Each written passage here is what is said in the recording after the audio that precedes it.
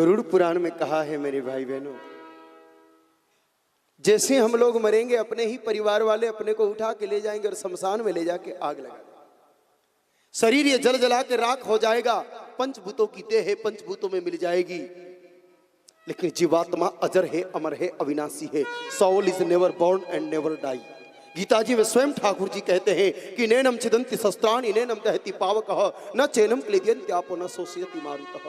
अग्नि जिसको जला न सके, वायु जिसको सुखा न सके, पानी जिसको गला न सके, दुनिया का कोई शस्त्र जिसको छेद काट न सके, ऐसे अजर अमर अविनाशी जीव तत्व को यमदूत पकड़ के ले जाते हैं और ले जाके खड़ा कर देते हैं बैतरणी नदी के किनारे।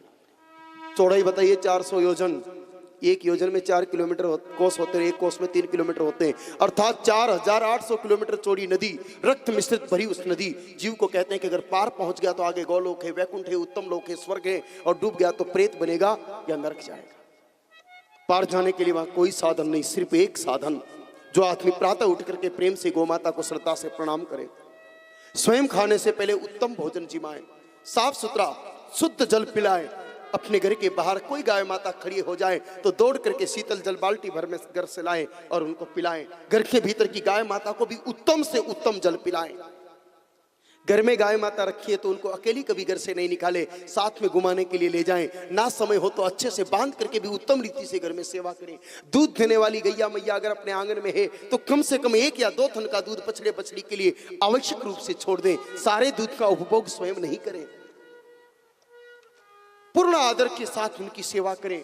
सर्दी में उनके लिए कंबल ओढ़ाएं, गर्मी में उनके लिए पंखा जलाएं, उनके लिए उत्तम बिछात करें। ऐसे गौमाता को सीधी जमीन पर नहीं सुलाएं, या तो उनके लिए रेत का गद्दा बिछा दें, नहीं हो तो उनका रुई का गद्दा बिछाएं, लेकिन कड़क जमीन पर गौमाता को नहीं बिठाएं। उनके मच्छर को, मक्खियों को भगाने के लिए उत्तम धुएं की व्यवस्था करें। प्रतिदिन उनके निवास पर दिया जलाए घी का, उनकी सुबह शाम भाव से आरती करें, उनको उत्तम भोजन जिमाएं, जीवन पर्यंत उनको अपने आंगन में रखें।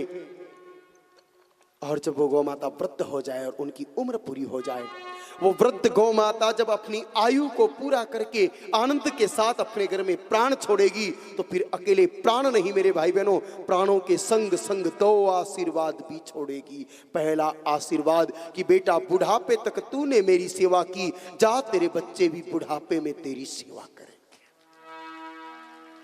कई लोग कहते हैं महाराज हमने अपने माँ बाप की बहुत सेवा की, आजकल हमारे बच्चे बिल्कुल सेवा नहीं कर रहे हैं। भैया आपके बच्चों ने आपकी सेवा नहीं की, उसके पीछे कारण क्या है विचार करना। आपके माँ बाप ने बुढ़ापे तक गौ माता की सेवा की, इसलिए उसके आशीर्वाद से आपने आपके माँ बाप की सेवा की, लेकिन आपने जीवन में कभी गौ माता की सेवा की नहीं।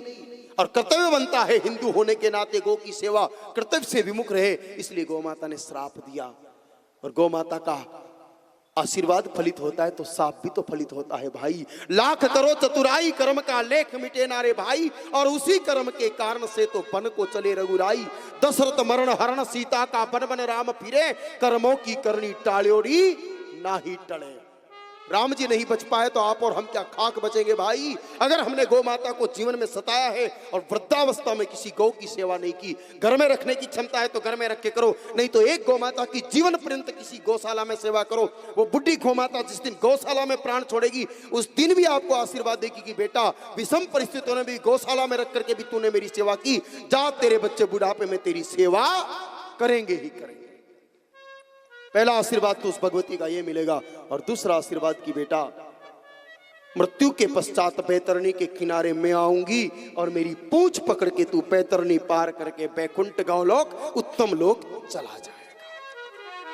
ताली बजाने से नहीं जाओगे, सेवा करने से जाओगे। उत्तम रीति से सेवा अगर की तो निश्चित रूप से जाओगे।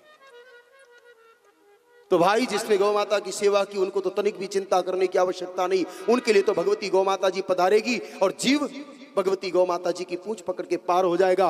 बाकी जो गौ माता जी को डंडा मार रहे हैं, पत्थर मार रहे हैं, डोलने के लिए छोड़ रहे हैं, गौ माता जी की इज्जत नहीं की, गौ माता जी की सेवा नहीं की, कष्ट पहुंचाया, ऐसे इंसानों के लिए भगवान शंकराचार्य महाराज शंकर भाष्य नाम के ग्रंथ में स्पष्ट शब्दों में वर्णित करते हैं कि पुनरपि जननम पुनरपि मरणम पुनरपि जननी जठरे शयनम, आओ जन्मो खाओ पियो मौज मजे करो और मर जाओ, नरक भोगो और कीड़े मकोड़े बन के वापस 84 के फंदे में फंस जाओ।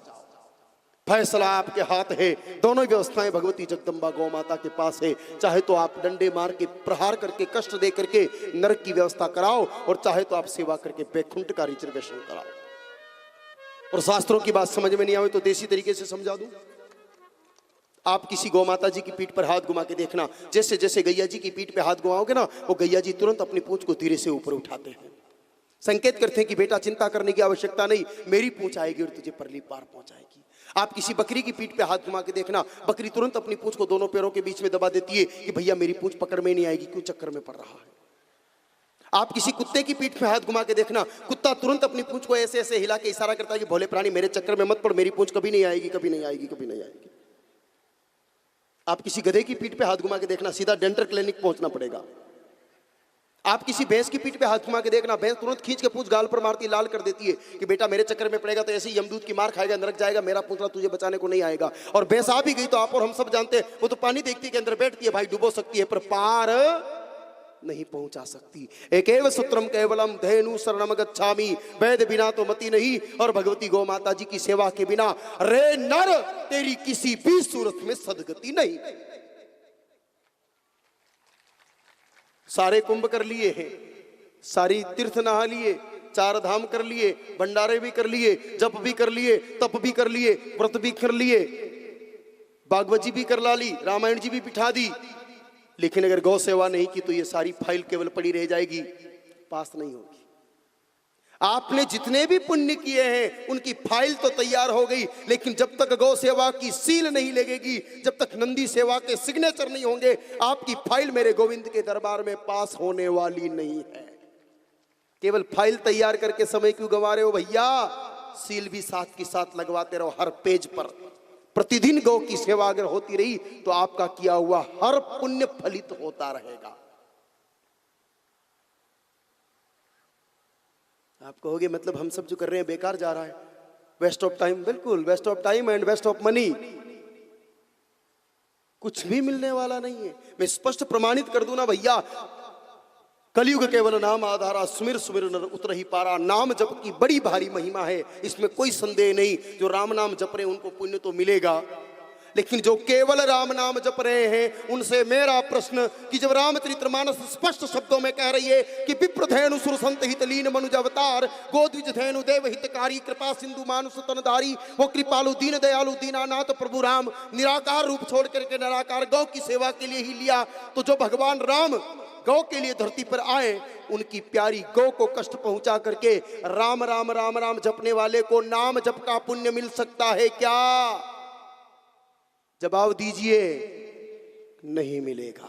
आप कृष्ण ही कन्हैया को पूज रहे हैं, गोवर्धन जी की परिक्रमा कर रहे हैं। गोवर्धन यानी गौ का वर्धन, गौ का संवर्धन। जो कन्हैया नंगे पांव सारी जिंदगी गैया को चराए, उन कन्हैया की प्यारी गैया को कष्ट पहुंचा करके कोई कृष्ण भक्त कहला सकता है क्या? भगवान भोले बाबा अपने परिवार को आगे पीछे दाएं बाएं बिठा करके सदा अपने नेत्रों के सामने नंदी बाबा को बिठा के रखे। सोचो, जिन भोले बाबा को नादिया से इतना प्यार है, उस नंदी को सता करके कोई शिव कृपा का पात्र कैसे बन सकता है? किसी भी पंथ को, किसी भी धर्म को उठा करके देखो, सब पंथ संप्रदाय के अंदर एक चीज तय है, जितने भी अवतार हुए उन्होंने गौ की सेवा की ही की है। तो उनके उपासक भी अगर गौ की इज्जत करेंगे तो ही उनको उनकी भक्ति का फल मिलेगा, बाकी मिलने वाला। जहां संतों और मुनियों के संग में बोल उठा जग सारा, गौ सेवा ही सच्चा धर्म हमारा। इसलिए भाई, अगर गौ की सेवा की है तो मुक्त हो जाएंगे, और नहीं की है तो भटकने के लिए तैयार रहना। मैं नहीं चाहता हूं कि इस जन्म जन्मांतर के चक्कर में आप फिर से पढ़ो, बस इसको अंतिम जन्म बना लो और मुक्ति के लिए गौ माता की शरण